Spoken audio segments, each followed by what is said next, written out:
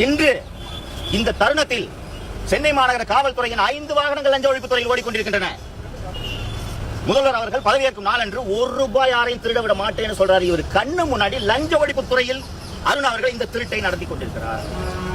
5 வாகனங்கள், ஒரு வாகனத்துக்கு 160 லிட்டர் கோட்டா. கரெக்டா சார்?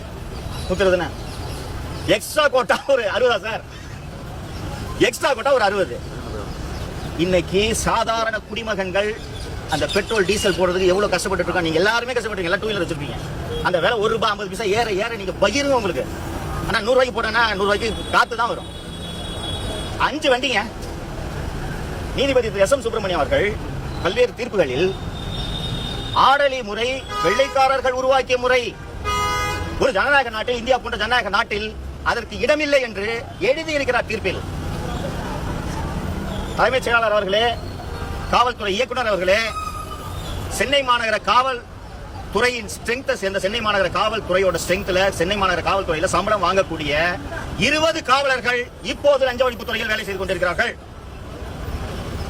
ஆலந்தூரில் உள்ள லஞ்ச ஒழிப்புத்துறை இயக்குனர் அலுவலகத்தில் அந்த இயக்குனர் அலுவலகத்துக்கு நேர் எதிராக இணை இயக்குனரின் அலுவலகம் இருக்கும்.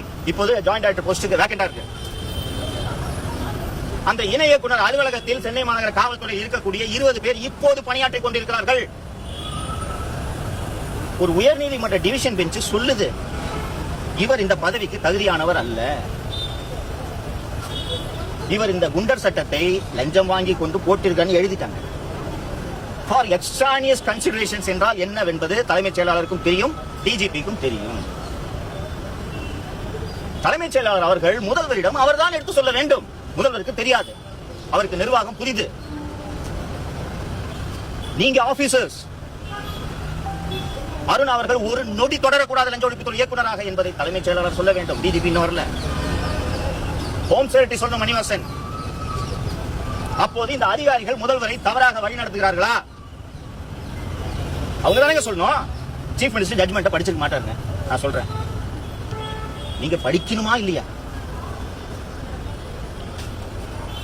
The Gunda's detention order has been passed for extraneous considerations. லஞ்சம் வாங்கிட்டு இந்த லஞ்சத்துக்காக இந்த குண்டர் சட்டத்தை சந்தோஷ் சர்மா மீது குண்டர் சட்டம் போடப்பட்டுள்ளது. இதோட என்னங்க சொல்லணும்? இப்போ அந்த எக்ஸ்ட்ரானியஸ் கன்சிடரேஷன்ஸ் இருக்கு. அப்போ சந்தோஷ் சர்மா மீது லஞ்சத்திற்காக, ஊழலுக்காக சந்தோஷ் சர்மா மீது குண்டர் சட்டத்தை அருண் பிறப்பித்துள்ளார் என்றால், இப்ப அருண் மீது விசாரணை நடத்த நான் யாரிடம் சென்று புகார் அளிப்பது? யார்கிட்ட போய் புகார் கொடுத்தது சார்? நானு